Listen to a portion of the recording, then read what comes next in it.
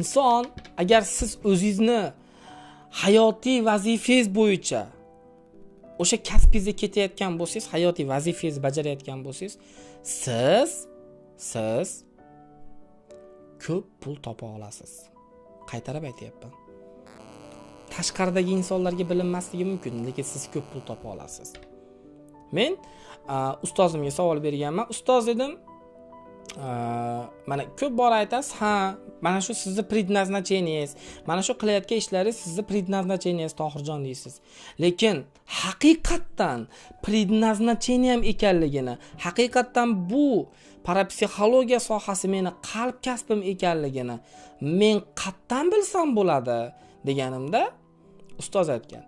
Aynan sizni ishlaringiz insonlar bilan bog'liq bo'lganligi uchun, insonlarni davolash sizni qalb kasbingiz bo'lganligi uchun, ya'ni davolash deganda ham sog'lomsizligi ham qaysidir ma'noda nazarda tutilyapti, ham ong ostini o'sha to'siqlardan, bloklardan qutqazib davolash degan ma'noda aytayapti.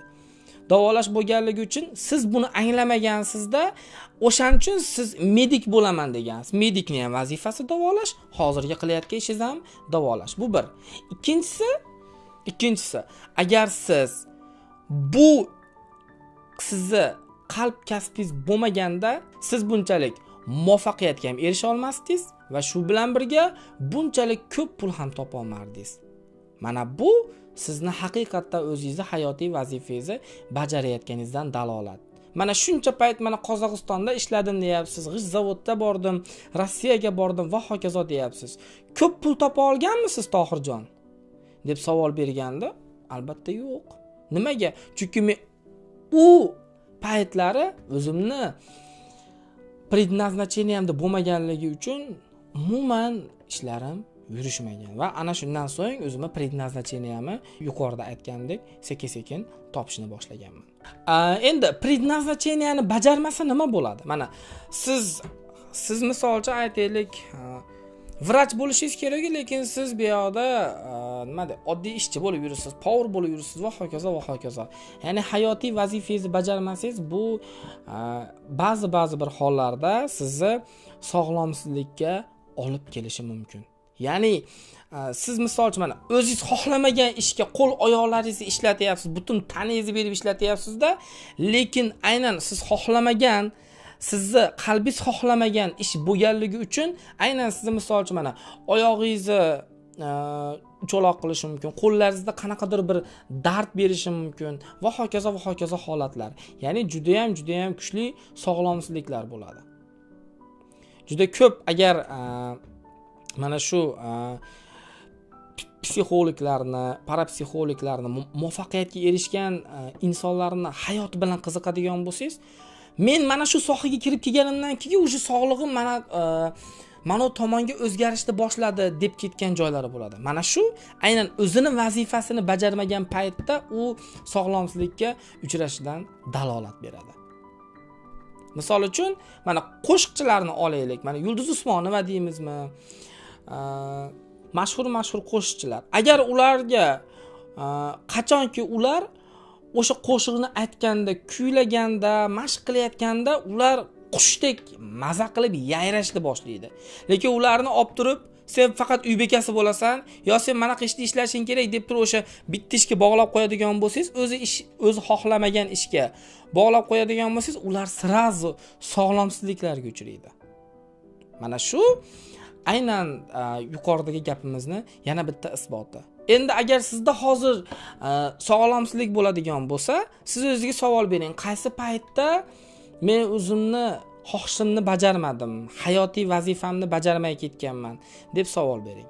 Bunaqa savollar juda ham ko'p bo'ladi. Misol uchun siz aytishingiz mumkin, Tohirjon, shuncha gapingizni eshitdim, treningni boshdan oyoq ko'rdim, lekin baribir menda aynan nimani xohlashimni aniq bila olmayapman deyishingiz mumkin. Bu endi kimlardir mana shu videoni o'zini ko'riblar, o'zini qalb kasbini topib yaxshi bo'lib ketishi mumkin. Kimlardir yana o'shani aniqlashtirgani qiyinchiliklarga duch kelishi mumkin. Agar sizda shunaqa bir qiyinchilik bo'layotgan bo'lsa, aynan bu qalb kasbini topishda siz bilan alohida individualniy tarzda ishlash orqali sizni aynan qalb kasbingizni, hayotiy vazifangizni, ya'ni предназначениеңizni aniqlab, ana shunga yo'naltirishimiz mumkin. Nima bo'lgan taqdirda ham baribir o'zingizni hayotiy vazifangizda yursangiz, o'zingizni vazifangizni qiladigan bo'lsangiz, bu maza. Mana misol uchun hozir bugun yakshanba, soat уже 10 ga qarab ketyapti, kechasi 10 ga. Lekin bugun yakshanba-yu, dam olaman men.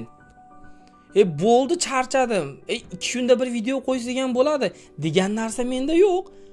Maza qilib gapiraveraman, kechasi turib ham gapiraveraman, farqi yo'q.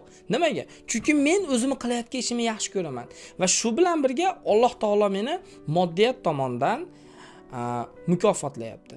Agar siz ham o'zingizni qalb kasbingizni topib, hayotiy vazifangizda ketadigan bo'lsangiz, Alloh taolo sizni juda ham bir kutilmagan yaxshiliklar bilan mukofotlaydi inshaalloh.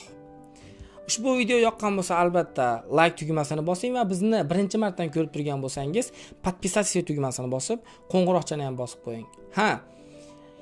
Yana aytgancha, o'ylab ko'ring, bu video haqida fikringizni yozing. Ya'ni qachondir siz o'zi nimani xohlagansiz, lekin aqldan ketib o'shani bajarmagansiz. Hozirgi paytda qanaqa darajadasiz? O'sha fikrlaringizni kommentariyaga yozib qolishingizni so'rayman. Ushbu videoni o'sha qiynalib yurgan, ishlarini yoqtirmayotgan, nima qilsam ekan degan do'stlaringizga, yori birodarlaringizga yuboring. Sizlar bilan The Secret Inson Evolyution Akademiyasi asoschisi va rahbari, shaxsiy rivojlanish bo'yicha coach trener, ong osti bilan ishlash bo'yicha ekspert, professionalniy parapsixolog, ezoterik va theta healing bo'yicha mutaxassis Tohirjon Isomin bo'ldi. Keyingi bir-biridan ajoyib videolarda ko'rishguncha xayr deb qolaman. Omon bo'linglar.